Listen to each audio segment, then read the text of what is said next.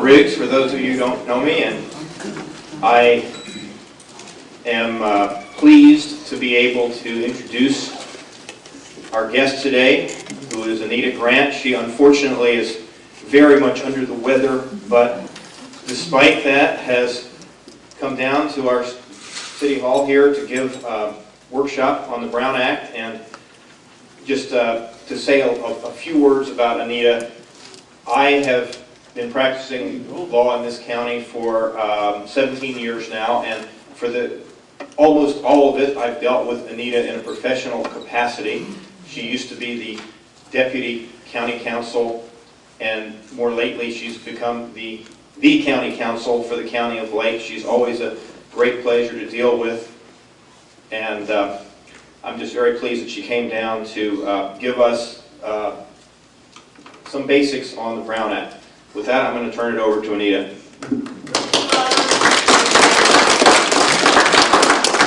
First of all, I want to thank Robert Riggs. Robert's an exemplary human being and lawyer, and you don't often find that in combination. I also want to say that if any of you have heard the expression "death warmed over," and you really couldn't put a face to it,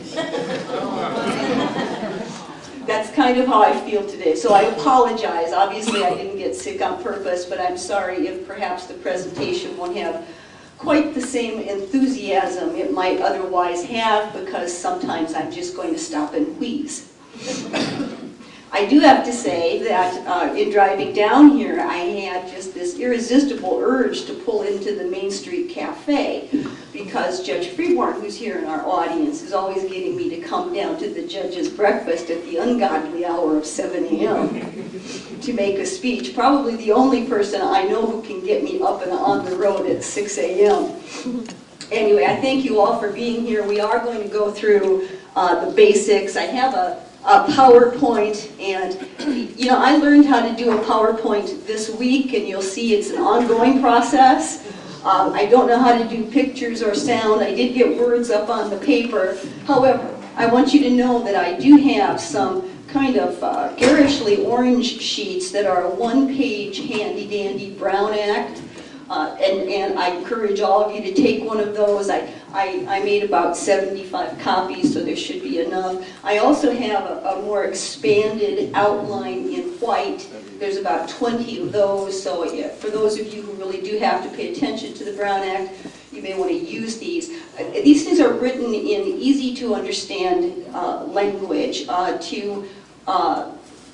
Legalese all of this is, I think, unfair to people who really want to abide by the requirements of the Brown Act and make sure that you understand the basics. If you come away understanding the basics, that's the most important thing. The second most important thing is understand when something might require you to ask a question. And if you do that, you should be fine, okay? So again, I apologize if I have to stop a couple times, wheeze, cough, or snort, and or take a drink of water, but I will do the very best I can. I also may sit through just a part of this simply because of the arrangement we have here with the cords. I just as soon not break my leg. Anita, would you like me to pass? Oh, you can if you like. That's just a reference material, as I said. I'm not following along with that necessarily. I'm going to... Okay, you see here it says the Brown Act. The people of this state do not yield their sovereignty to the agencies which serve them. This is a very, very important statement. What this means is that public servants are just that. They work for the public, and the public's business is always the public's business, except under very narrow exceptions, okay?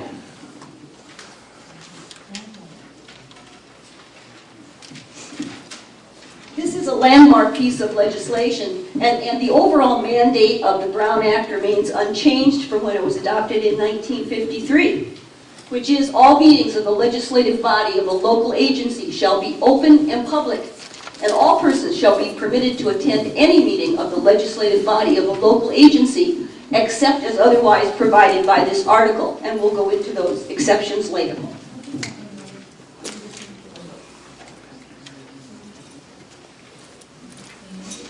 The intent of the Brown Act is to ensure that deliberations and actions of legislative bodies are open in public and to ensure meaningful access to local government decisions.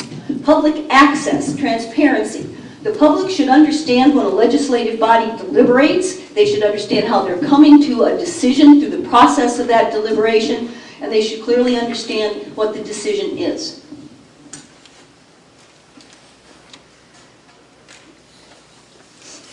Who is subject to the Brown Act? It applies to the meetings of legislative bodies, of local agencies, governing bodies such as the Board of Supervisors, city councils, also subsidiary bodies, any board or commission or other body of a local agency that's created by charter, ordinance, resolution, or formal action of that legislative body. Before we go on to what is a meeting, there's often some confusion when it comes to board-appointed committees and standing committees versus ad hoc committees. You may have heard those types of phrases being used. Let's go through just a few series of examples. All right, a standing committee is a committee that is established for an indefinite duration. It usually has regular meeting times. An ad hoc committee is established for a very limited purpose. It is to inquire into a particular question or issue, and then it disbands. But now, is every ad hoc committee free and clear of the Brown Act? No, it's not. An ad hoc committee, for example, is going to depend upon the membership of that committee. I'll give you an example. Say the city council appoints 2 members of that council to work with the staff of the city to prioritize which roads in the city of Clearlake need to be repaired first. Now, is that committee subject to the Brown Act? No. No. Less than a quorum of the body. It's 2 supervisors and, or excuse me, I'm used to supervisors, 2 city council members and city staff. Okay. Now, what happens with this same committee if the city council appoints 2 city council members and 3 people from the business community, 2 people from health services, hospitals, etc. throughout the area, and staff? Is that going to be subject to the Brown Act? Yes, because now it's become external. That's a very important distinction to realize. The broader the scope of the committee, the more likely it is to be public. And that is going to require compliance with the Brown Act. Now, say for example a city council member decides, you know, I could really use some help from the business community. I'm going to get together with 5 members of the local business area in Clearlake to prioritize the biggest issues facing small business today. Now, city council member does that. Is that informal committee subject to the Brown Act? No, no. An individual council person, individual legislative body member is entitled to seek advice and counsel from members of the public. It is not established by the city council, okay? Oh, okay. What is a meeting? It's any congregation of a majority of the members at the same time and place to hear, discuss, or deliberate on any item within the subject matter jurisdiction of the legislative body. Now be careful, and this is where, if I could have figured out how to do pictures, I would have put a skull and crossbones just in this section here. Don't inadvertently develop a collective concurrence as to action to be taken. You have to be very careful of chain communications, hub and spoke communications. And please, please, be afraid of email, all right? Chain communications. Councilperson A says to Councilperson B, I'm really concerned about this project and I'm going to vote no. How about you? Councilperson B says, yes, I'm going to vote no too. Now Councilperson B goes and talks to Councilperson C. and says, hey, A and I were talking, and we're both voting no. Now what happened here? Okay, that's a violation. And it happens easily. Another way that can happen is, say the project developer comes to each and every one of the city council members. Project developer goes to councilperson A and says, hey, I'd really like your vote on my project. And councilperson A says, okay. Then the developer goes to councilperson B and says, hey, I've got councilperson A ready to vote yes on my project. How about you? All right. Then he goes on to C. You see how this can happen. One of the important things when you're on a committee that is Brown Act, that requires Brown Act compliance, if someone comes to you and you know they're speaking to others, ask them, who else have you spoken to? Because you can inadvertently walk into a Brown Act violation. The other thing, the anathema, is email. People like to send emails to all members of a legislative body. And they'll say, we really need to stop potholes, and here's how I propose to do it, and I'm bringing this to the city council. With a whole big explanation. Now, if the city council simply receives that email and doesn't respond to it, that's all right. But what happens if one of the city council members or any member of a legislative body responds? Well, now you're edging ever closer because you don't know within your body who else may have been spoken to. If councilperson A responds to this email and says, I'm all for this project, and when it comes before me, I'm going to vote yes because, well, you don't know if in the cyberspace, other city council people have already discussed it. You could inadvertently establish a quorum by offering your opinion on something that's going to come before you for decision. What is not a meeting?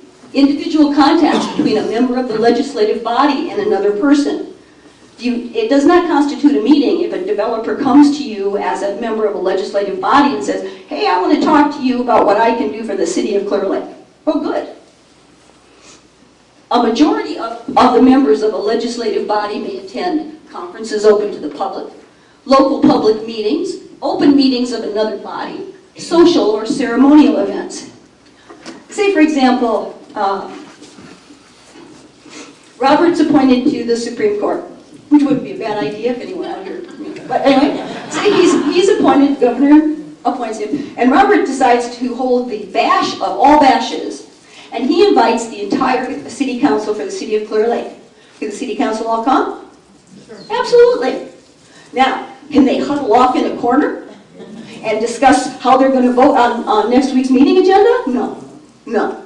As long as they're not discussing business that's coming before them, it's perfectly appropriate to attend a social gathering. Another example, say for example the entire city council travels to Washington to testify in front of a Senate subcommittee for some particular purpose. Now, do they have to notice that as a meeting? No. No, because they are attending an open meeting of another body. Now, what happens though if the same city council troops up to one of the senator's offices after testifying and wants to talk to that senator about items of particular concern to the city of Clearlake? Oh yeah, that could be a problem. That should be noticed as a meeting. All right? By whom? By the city council. Thank you, Robert. Okay, when can meetings be held? For a regular meeting, an agenda is supposed to be posted 72 hours before the meeting. A special meeting generally can be called by the chair or a majority of the legislative body members. The agenda for a special meeting has to be posted 24 hours before the meeting. Now, and any press that's requested to be notified has to be noticed. For emergency meetings, for health and safety emergencies, the tsunamis headed our way or whatever it is, if you also have press who have requested to be notified of special meetings, they have to be noticed at least an hour before the emergency meeting, assuming the tsunami is on your time clock, I guess, but go ahead. Where can meetings be held? A meeting facility within the boundaries of the territory over which the body has jurisdiction, or if none, the closest one to that territory. Now there are exceptions to attend multi-agency meetings to meet with a elected officials, where you can't go outside your territory. And meetings must be accessible under the ADA, Americans with Disabilities Act. Okay. Now, before I go on here in talking about meetings, one of the issues that has come up before is the whole idea of teleconferencing. You know, can a member of a legislative body teleconference in from another location? Yes, they can, but you still have to have a quorum of that body within the territorial jurisdiction. The other issue that makes teleconferencing a little bit less enticing, I guess, is that the location of the teleconference is open to the public. So if you think that you can barrel down the road on your cell phone as you're headed toward Disneyland and still attend a meeting, no, you can't, not unless you've got room for every member of the public who wants to jump in the car with you. You better make enough coffee for the public, because they will be entitled to come to your home, and they're entitled to speak on whatever topics are in front of the legislative body from that location. Generally, when you're talking about setting up a teleconferencing, and there are times when it could be necessary, when council members or board members are traveling on meetings on behalf of the county or the city or their district. In that case, generally what happens is a public meeting facility is used, and the board member who can't be physically in attendance conferences in by telephone from that location, and the public is welcome to attend from there. Okay. The agenda, oops, I'm telling you, okay, in the wrong place. Okay, the agenda itself, description requirements. There must be a brief description of each item. You're usually talking about 20 words, unless it's something complex. The point of the agenda is always to alert the public what's happening, what's going to be discussed.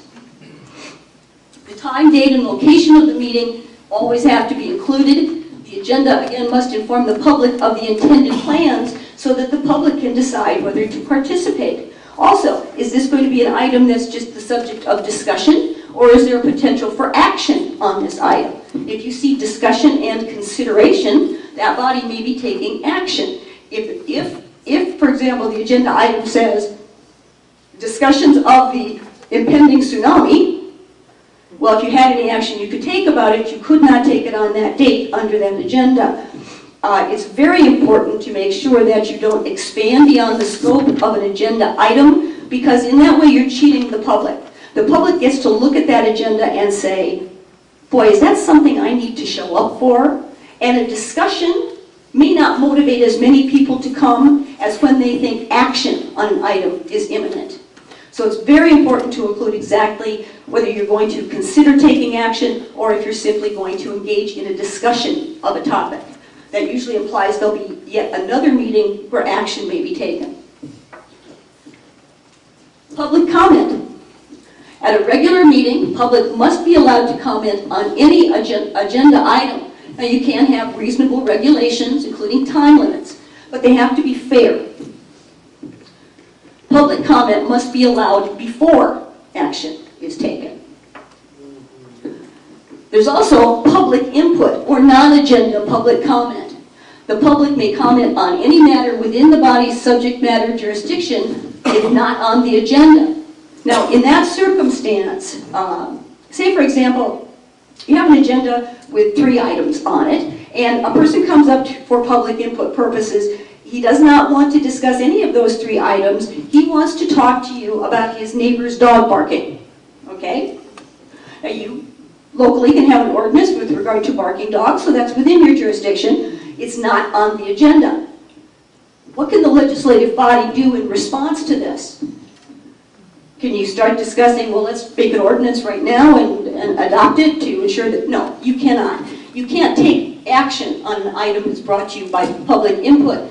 What you can do is ask a clarifying question. You can inform the person who's making the public input where he or she should go if they're finding a lack of help.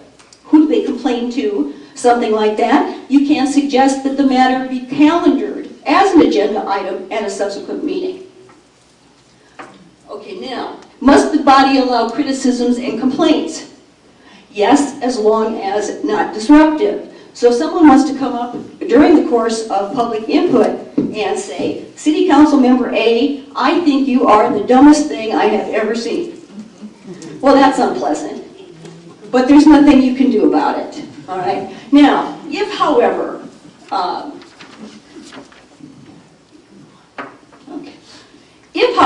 it dissolves into disorderly conduct, you can do something about it. For example, someone who continually gets up and starts loudly speaking over other speakers, someone who starts tipping over chairs or knocking water pitchers off tables, whatever it is, loud, disruptive, you can, if that person is willfully interrupting a meeting where the orderly conduct of the meeting now becomes infeasible. People who also have a right to speak simply can't be heard, or they're intimidated because they're afraid of this fellow's antics. The body can cause the removal of that person, okay? You can also, if that doesn't work, order the room cleared, continue the session, the media stays, and then allow the non-disruptive people to return to the meeting. Okay, closed sessions.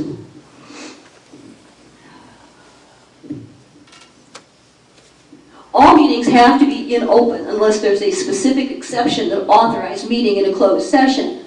If a legislative body wants to convene in closed session, it has to include the section of the Brown Act that authorizes that closed session in advance on the agenda. And it must make a public announcement prior to the closed session discussion. Generally, that announcement is simply a reference to the agenda item where all of the relevant and necessary information is contained.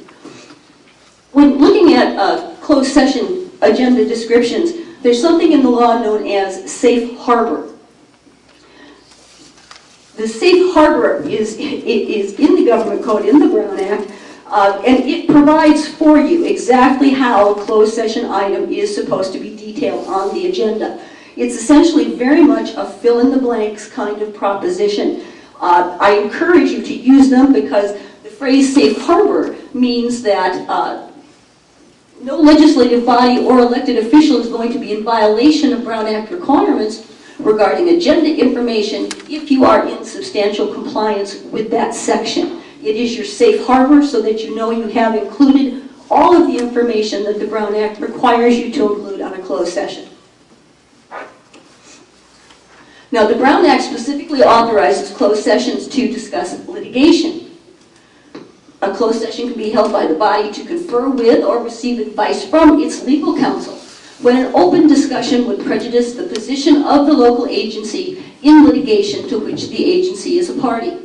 Now, that includes existing litigation, which is a circumstance where there has been an actual case filed against district, county, city, and that can be filed not just simply with the court, but it could be, for example, an EEOC complaint or other administrative body that has the power to hear and determine.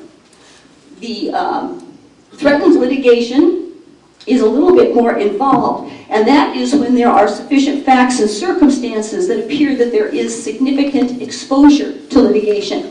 Now, there are a number of circumstances by which you can prove exactly what those are.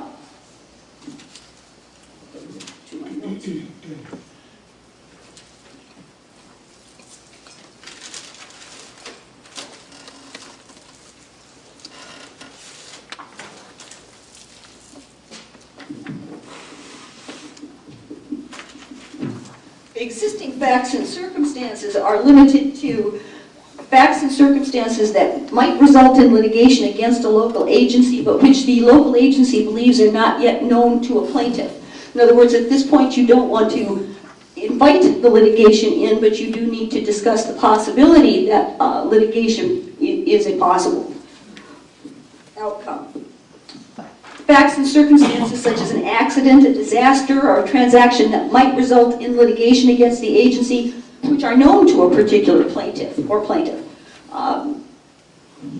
If the road painting truck runs over 3 people, it's likely that they're going to know they probably have a cause of action. The receipt of a claim under the Tort Claims Act or some other written communication from a potential plaintiff threatening litigation. A statement made by a person in an open and public meeting threatening litigation. The same person who gets up in public input says, "I'm going to sue you all." Now, generally speaking, that's not going to be enough unless there's a basis for it. Okay. or a statement threatening litigation made by a person outside an open and public meeting on a specific matter. For example, someone will send a letter to the city council or the board saying, you know, you have failed to protect my interests in that X, and therefore I am going to file suit against you. Now, a legislative body may also meet in closed session with its negotiator to discuss the purchase, sale, exchange, or lease of real property by or for that local agency. The purpose is to allow the body to direct the negotiator as to price and terms of payment. Now, some legislative bodies seem to think that that can be expanded upon to include a lot more elements of negotiation than it can. It cannot. Price and terms of payment are what is subject to the closed session discussion. The legislative body may also meet in closed session to consider the appointment, the employment, the evaluation of job performance, discipline, or dismissal of a public employee. The legislative body may also meet in closed session to hear complaints or changes brought against a public employee. Charges. It does. I'm not a very good typist, apparently. Now, for example, in the personnel issues under closed session can actually be somewhat confusing. Say, for example, you have someone you have a long-standing independent contractor relationship with. Now, can you bring them into closed session to discuss the evaluation of their job performance under that contract? No. No, that's not an employee. Okay. Another example, say, for example, you have a city manager and you want to bring the city manager in for his or her performance evaluation. And you also want to discuss with that city manager increasing his or her salary. Now, can you, in terms of the personnel exception to closed session, can you do both things? No, you can't. You can evaluate the city manager. You can even talk about the fact that the city manager deserves a raise, but can you actually negotiate the raise? No, that comes under the labor negotiations exception. So the only way that you could do that would be to list both items and deal with them separately. And labor negotiations. The Brown Act allows for closed session discussions of labor negotiations. A body can instruct its negotiators on employee salaries and benefits. The negotiators, just as with the real property negotiation, must be named on the agenda so everyone knows exactly who they are. Again, if you go to the closed session section under the Brown Act, it will list for you in perfect detail exactly what information must be included. And again, you need merely fill in the blanks. For labor negotiations, again, you're speaking about working conditions, jobs, hours, salaries, all of those things can be discussed. Now, a legislative body may also meet in closed session to discuss matters of public security, threats to the security of public buildings, public services, or the public's right of access to those services.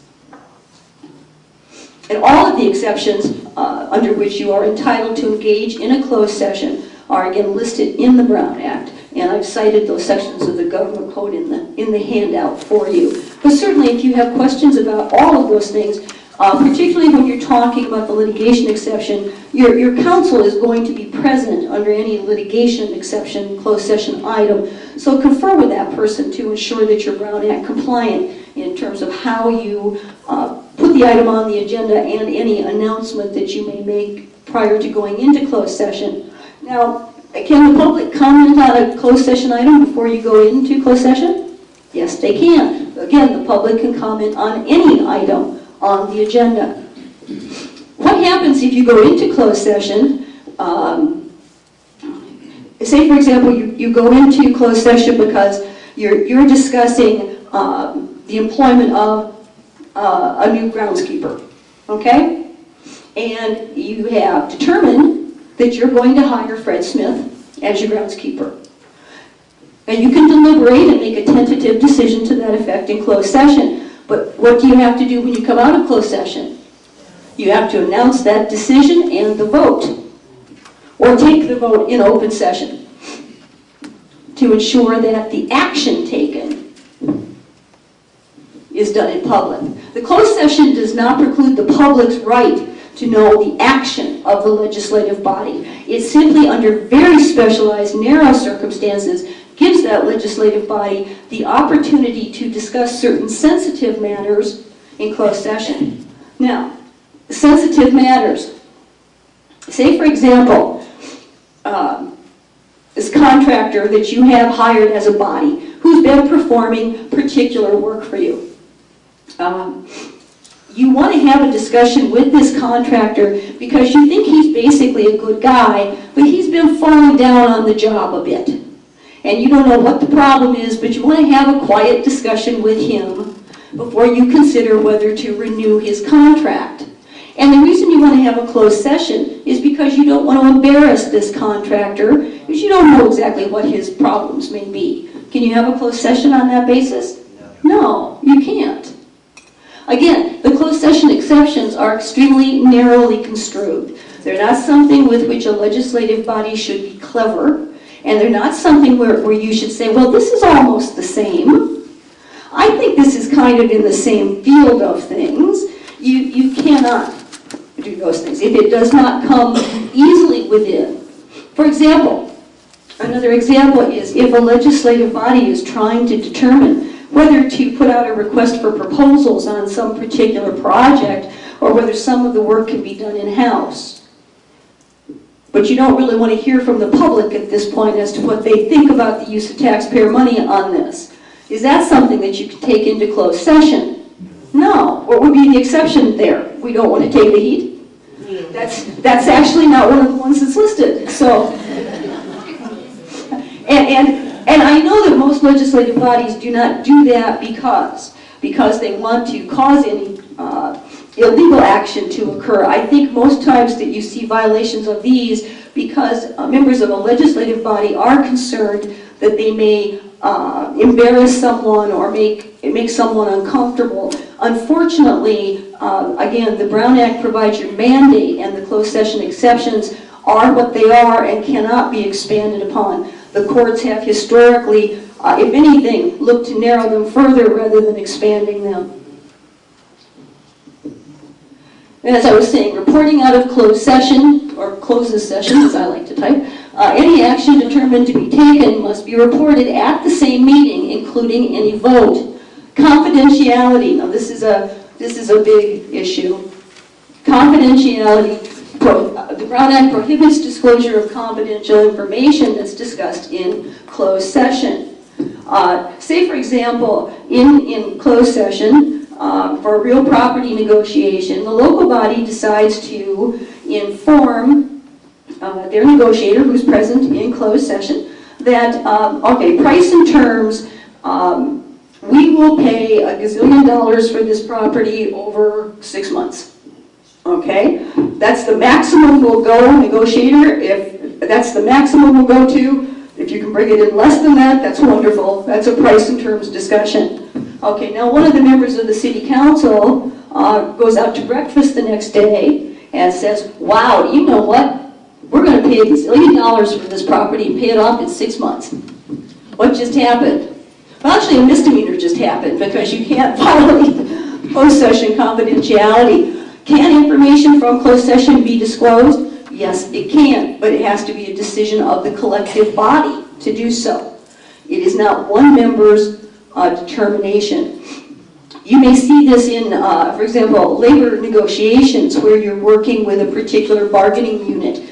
And again, in labor negotiations, closed session, the legislative body is giving direction to the negotiators as to wages, hours, and working conditions, how far that particular legislative body can go in terms of its proposals, what it would like to see from the other side that the employees could provide, etc.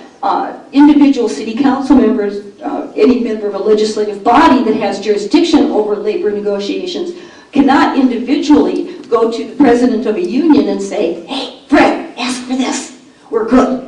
Now that might actually, I suppose in some circumstances you'd think, well, boy, that would facilitate negotiations, wouldn't it? Generally that's not going to be the case, but again, it would also be a violation of the Brown Act, and such a violation does carry with it misdemeanor penalties. Okay, violations of the Brown Act. What happens when the Brown Act is violated? Well, there are both civil and criminal penalties for violation of the Brown Act. Any interested person can take action seeking to invalidate a particular action of the legislative body on the ground that said action violated the Brown Act. Now, before filing the action, the interested person must send a cure or correct demand to the body, and the body has 30 days then to do so. If it does go to court, of course, the action could be voided that the board has taken in violation, or City Council has taken in violation of the Brown Act. Further action could also be enjoined, depending upon the circumstances. And again, there's always those pesky criminal penalties that could also attach to a violation of the Brown Act. Now, what should happen? Say, for example, the legislative body, well, let's use the contractor example I was using earlier. The legislative body decides to go into closed session because long-term contractor Fred Smith's Plumbing, Fred hasn't been doing a very good job. And the legislative body, as we were discussing, determines that, well, let's put this in closed session under personnel because it's kind of like personnel. And they put it in closed session so they can discuss what the heck is wrong with poor Fred and what they should do about it. Now, that's a violation of the Brown Act because Fred is not an employee. He's an independent contractor. There is no Brown Act exception that allows you to have that discussion in private. So you have that discussion, and all of a sudden, you all wake up at 3 o'clock in the morning, all of you on the legislative body, and you think, whoa, that was wrong. What do? You rescind the action. Your next meeting, rescind the action. It should not have happened in closed session. You rescind any action that you took that was erroneous. You have that discussion in a public forum where it belongs. If someone sends you notice of a violation of the Brown Act, you have to, as a body, look at the basis for that allegation. And if you're wrong, this is a great opportunity to cure before there is a lawsuit.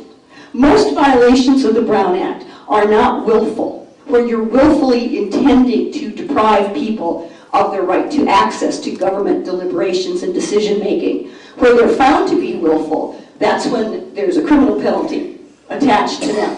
Because depriving the public of access to the entire legislative process, to the entire governmental action process, is a violation not only of the Brown Act, but it's a violation of how local government is pledged to operate. Oh, I've done that already. Well, those are the only comments that I have this morning. I think I spoke a little bit faster because it's hard to breathe, but if any of you have questions, I'm happy to entertain them. Judge Freeport. Two things. First of all, thank you much for pulling yourself out of a sick bed to be here today.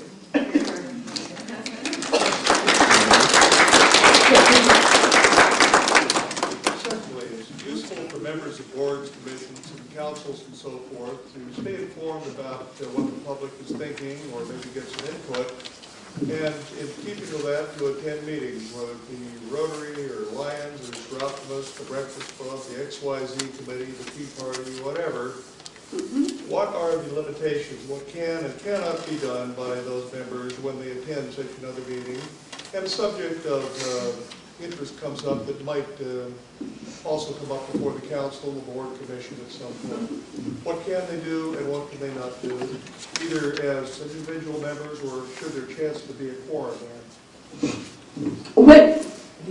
Now, could we have everybody go up to the front and present the questions there? This is going out over the air and I'll make it. Oh, okay. Thank you. You want me to restate that?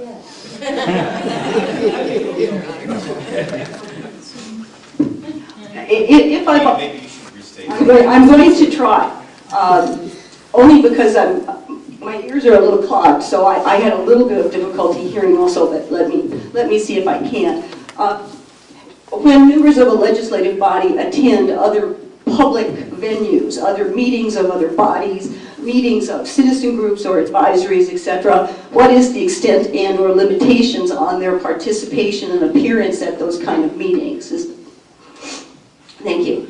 All right, again, an open meeting, a board member or a quorum of a board can attend these meetings for a matter of public interest.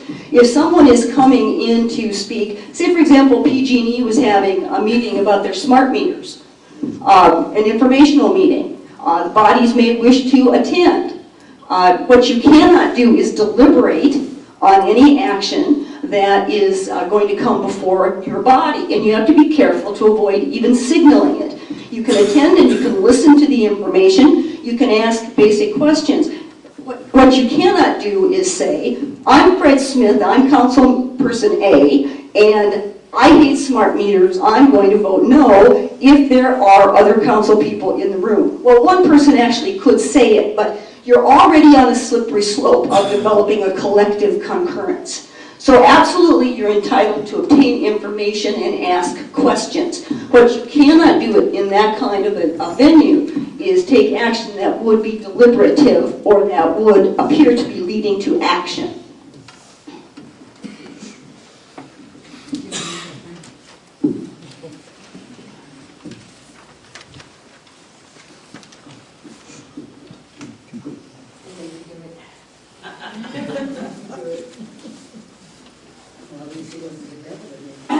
It's really uncomfortable, people.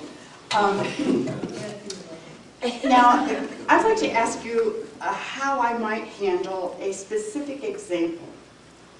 And you were present for this event on December 14th. Why don't we keep the examples hypothetical, All right. so that I'm not giving legal advice off the cuff? All right, a hypothetical event in which an item was on the agenda for the board, and the discussion was conducted so rapidly that the chairperson did not open for public comment.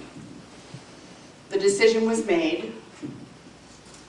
The individual who wanted to comment protested, was then invited to comment, but the decision was made. What then can that person do? And really clearly, what does that mean for, provide a cure or correct demand? I have no idea what that is.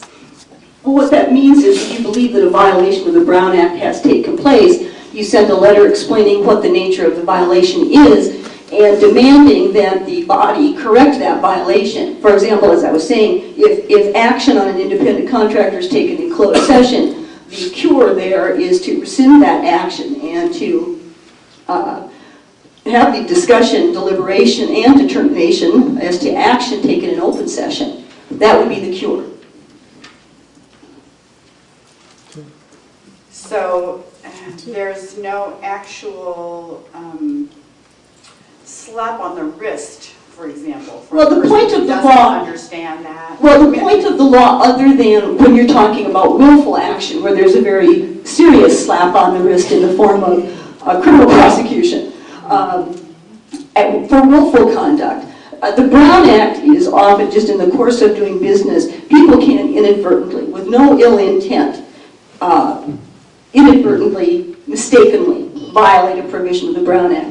The law is set up to give public servants the opportunity to do what they should do, which is take corrective action immediately and at no cost to the taxpayers, rather than forcing a lawsuit and having to engage in prolonged procedure. So, for example, in that generic situation, that person who was, whose testimony was excluded, could then at that moment ask the body to rescind the decision and reopen it for deliberation? Is that an option?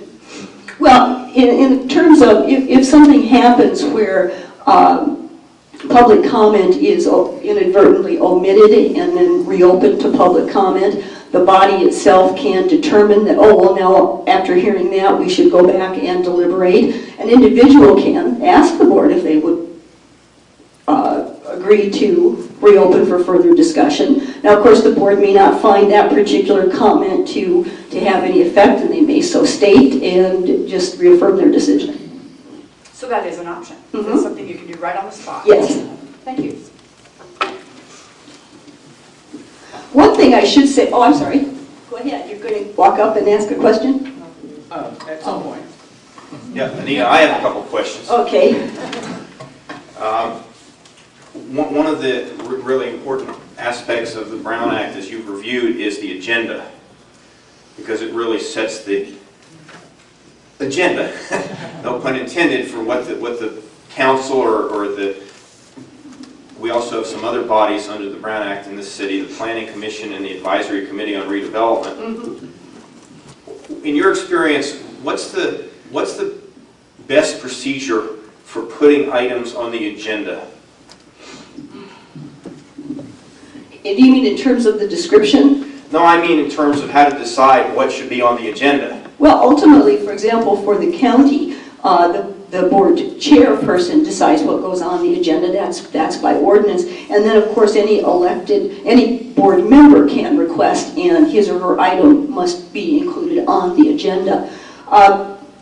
I'm very lucky with the Board of Supervisors because they have unfailing instinct of knowing what is not within their jurisdiction and wouldn't be an appropriate topic. For example, and I'm flipped sometimes with my examples only to paint a broad brush, but also because I don't want to accidentally comment on something that may be going on somewhere that I'm not aware of. But for example, if one of the Board of Supervisors wanted to put a ban on all space travel on the agenda, the chairperson would have some obligation to say, this is really not within our jurisdiction. However, the board chair couldn't stop the other member of the Board of Supervisors from putting it on. It sounds like what you're saying is that there's actually a county ordinance that, Yes. that settles this? Yes, So you would think that the city of Clearlake should also have an ordinance addressing it? yes. Okay. Yeah. I have another question. This is about, let's say that one of the board members sends an email to all the other people on the board saying, I'd like to put the following thing on the agenda. Do you agree it should be on the agenda or not? Would that be a Brown Act problem? The second question could be a problem. The first statement, I'd like to put X on the agenda, is not a problem because, again, a supervisor is entitled to put it on. Asking for some consensus, I would absolutely avoid. Okay, and then my third and final question. This is about confidentiality of closed session discussions. Mm-hmm. It seems one area of confusion is that there's other people who find out about what's discussed in closed session. As an example, staff, people who work for the city. Mm-hmm. Do those people, are they allowed to know what happens in closed session if they also agree to keep it confidential? What are the rules on that? Well, it depends upon what you're talking about with regard to staff. For example, if in closed session with labor negotiations, for example, the board directs their negotiators to proceed with trying to offer a particular proposal as to wages, hours, and work conditions. But wants the staff to then check with the auditor's office to make sure that whatever this proposal includes isn't going to incur additional administrative costs that haven't been considered. Now, the auditor's office would know that, but the information would still remain confidential. That would be more on a need to know and as directed by the board. Generally, however, other than people who work for you in a law office, for example, who are bound by your privilege, you do not want any information to go out to staff if they are not absolutely involved in the process. You have the negotiators involved. If you have litigation and you have questions as to a particular department, did they zig or zag in this? Did they make the pothole bigger instead of smaller and it swallowed a Volkswagen? Those types of things. You can bring the Director of Public Works into the closed session because that would be germane to that litigation. Now, you can't bring the Director of Public Works in if the litigation is about IT. But you can, it's better to bring the necessary parties in, and board members should not, or council members, should not be discussing with staff unless it is to effectuate some action determined by that body. Yeah, but my other question is, so supposing that the Public Works Director is brought in, to use your example, and then that person then discloses what was said, is that a Brown Act violation? Yes.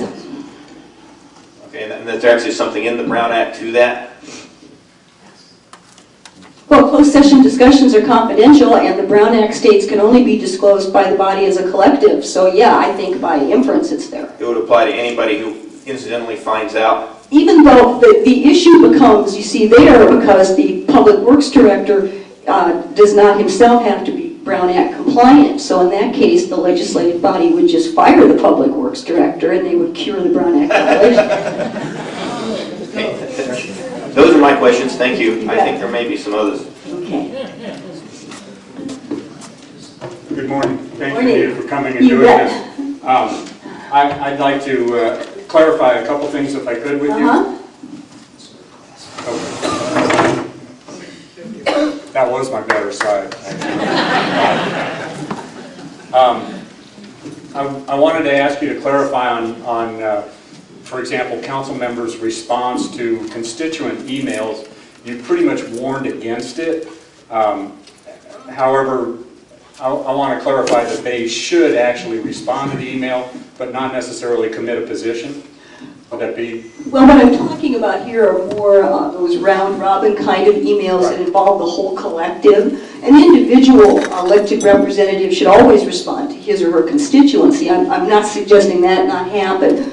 When you're talking about a one-on-one conversation, there's just no issue whatsoever. What and even when a collective, the body collective, receives an email, they can't acknowledge it. But any kind of commentary is just fraught with jeopardy because of the possibility of inadvertently developing a consensus. Okay.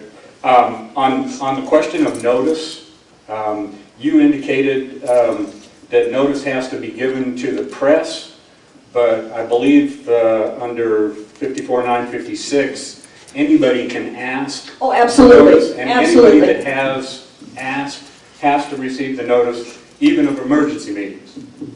Well, generally with a 1 hour, it's yeah, for special meetings, absolutely. Right. Okay. Under the labor negotiations, my understanding, and I'm asking for your interpretation, is that labor negotiations, the exemption to open meeting is for represented employees. Those employees that are unrepresented, that's supposed to take place in open session. Even unrepresented employees can sometimes be covered under that exception. Okay. Okay. And then for the purpose of our broadcast, I just wanted to make sure that everybody understands that the Brown Act is in the California Government Code, section 54-950 through 54-963. And if you actually want a copy of it, if you want to study it on the computer, it's a very long web access, but it is law.california/2000/codes/2009/gov/54-950 through 54-963.html, and that Thank will you give so you much. the whole text. I appreciate you pointing that out. I should also say, just so that you know, if you look at the Attorney General website, you'll also be able to find a Brown Act treatise as well as a pamphlet that hits the high points. Institute for Local Government is another great source of information, as is the California League of Cities. And some information is also available from California State Association of Counties. There's an awful lot of information on the Brown Act, and you're right, it is quite long. The important thing always to remember with regard to the Brown Act is what I began saying at the outset, that people do not yield their sovereignty here. Elected representatives are just that. Representatives, public servants are just that. Serving the public means making sure that the public is always informed and has the opportunity to comment. If the public doesn't like something, they certainly have the right to say, cut that out.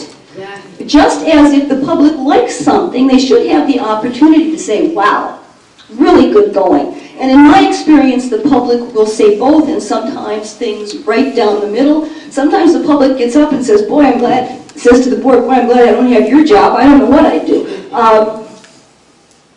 Whatever their comments, as long as it's an item that is on the agenda, or if it's for public input, an item that is within the jurisdiction of the board, the public is entitled to speak. And public servants, elected officials, all of us should want to know what the public thinks, the entire public, because otherwise you're left to factions, or you're left to narrow perspectives. Access actually makes the job of all public servants much easier. And the day public servants forget that is the day they should no longer be public servants. That's right.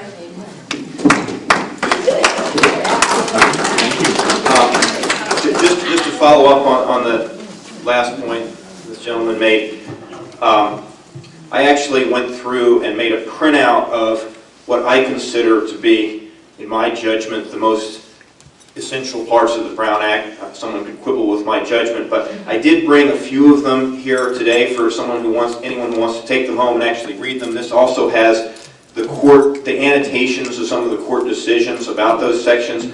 But right now they're supporting the projector, but at the end of the proceedings you could get one. And since I only brought a few, I also made a PDF of the whole thing, and so those who don't get the actual hard copy can get my email address, send me an email. I'll be happy to email you this whole volume. Thank you. I have a question about public input.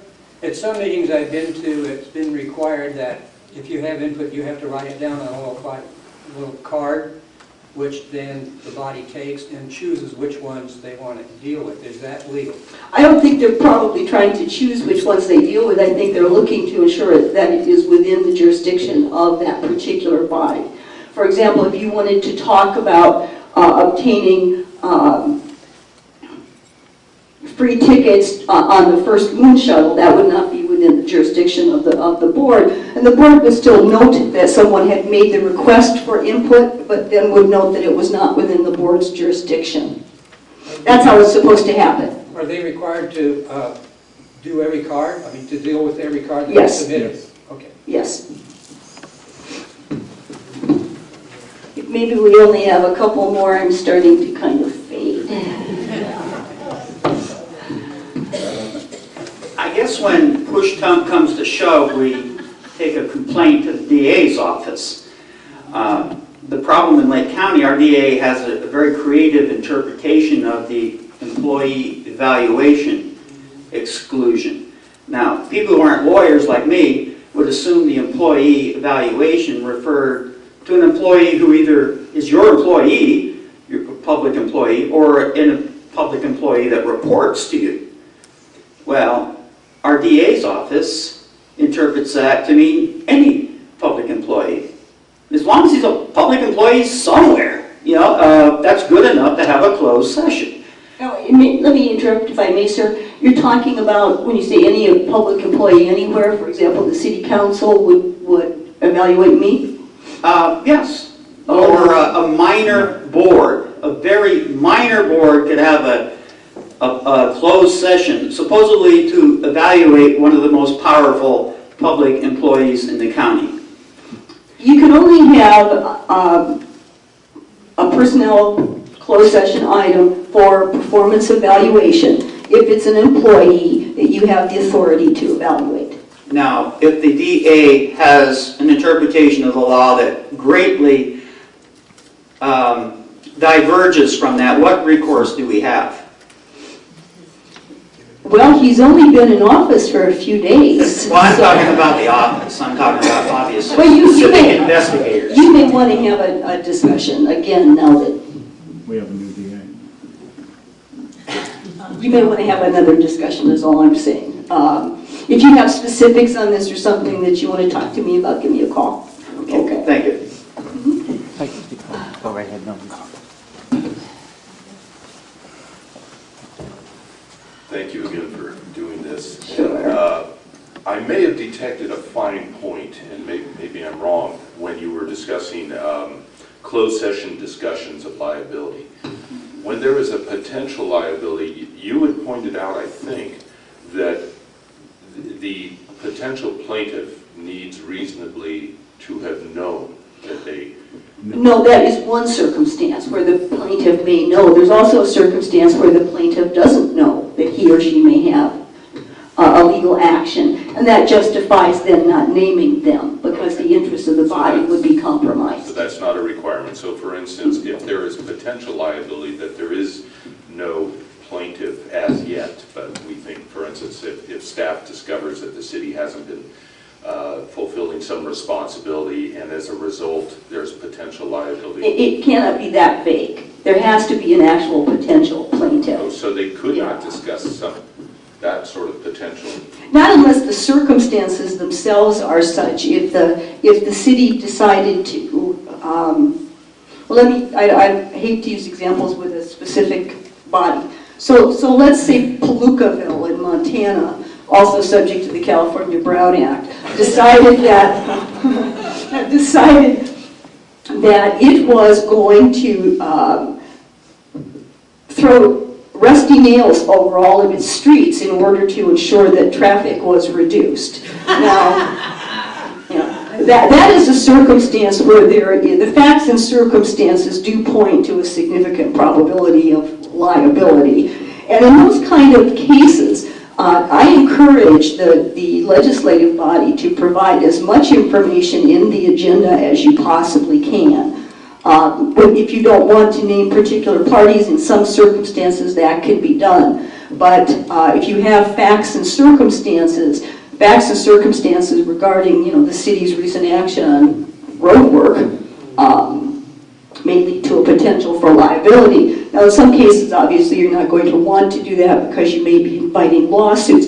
But those exceptions, when you're talking about significant exposure to litigation, that is something that has to be very narrowly construed according to the facts and circumstances that are possible under the Brown Act, which are available in the statutes.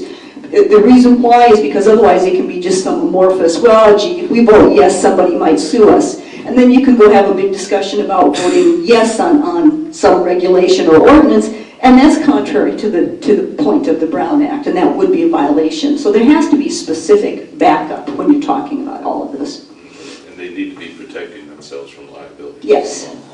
Okay, and this is a little off subject. I don't know if the city is aware or has been doing this, but the code also, not the Brown Act code, but the Government code requires that at least once every 2 years that all these boards and members get ethics training as well. That's required by state law, AB 1234, and in fact, my office puts that on every 2 years. We've put on 2 of them, and so every elected official, every member of a board, commission, or committee that receives some kind of financial remuneration, either a stipend for appearing at the meeting, or meal compensation, or mileage.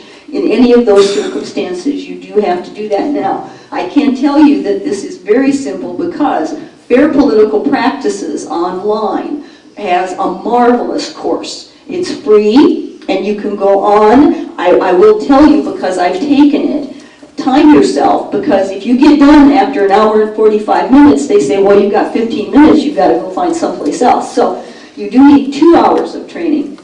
And the Fair Political Practices Commission, if you look under AB 1234, is a marvelous, marvelous training tool.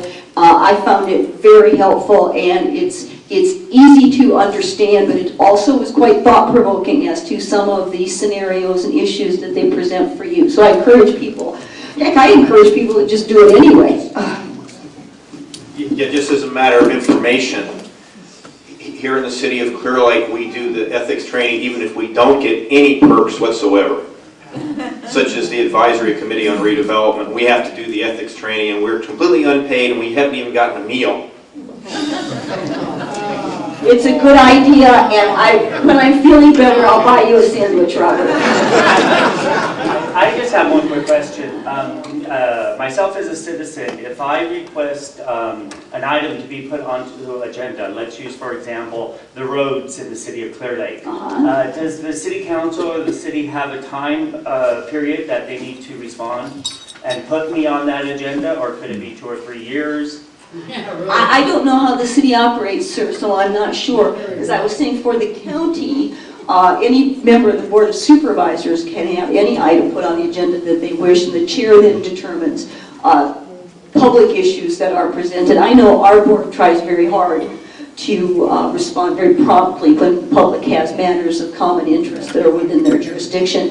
If you may want to speak to the council about that in terms of timeframes. So generally, the county, they just do it in a time frame that seems reasonable. Is that? There's no timeline There's no for timeline. no. All right, thank you. Mhm.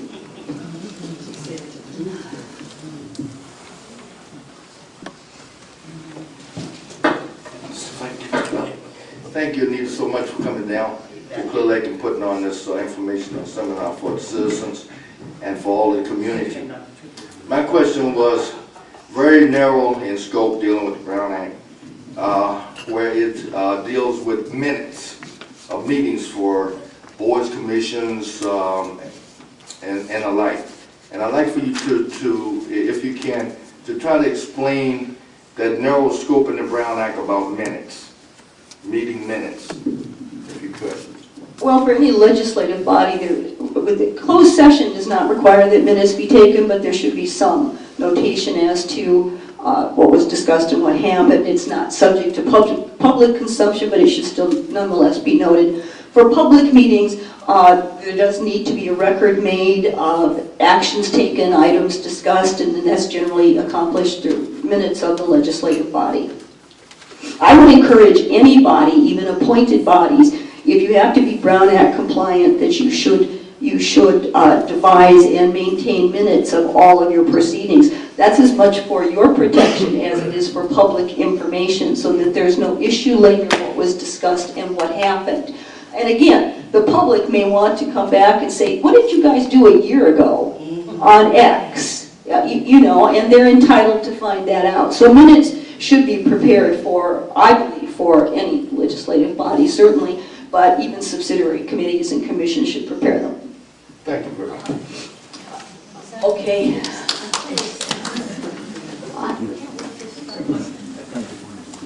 I'm sorry, this is just something I really need clarification on. I know you're not feeling well. Thank you so much.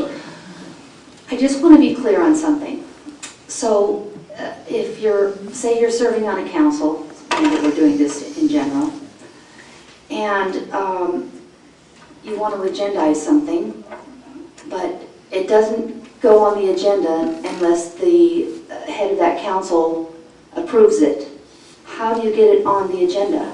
Well, I don't know how you do it for your council. What I'm saying is that for the Board of Supervisors, any member of the Board of Supervisors can put any item on the agenda. There's no permission involved for any member of the board. For other items, ultimately, the chairperson decides what goes on the agenda. Well, that's how I understood you, so I just wanted to hear it one more time. And I also, so would that be a Brown Act violation if one council member were to discuss something with another council member, and then before it could go on the agenda, it had to go before another council member to approve whether or not it goes on the agenda? Well, an issue of whether it goes on the agenda is a different issue than the substance or the merits of any particular item. So they need to be viewed separately. Just whether something's going on the agenda doesn't go to the nature or the substance of a discussion. That's scheduling. All right, thank you. Thank you all so much.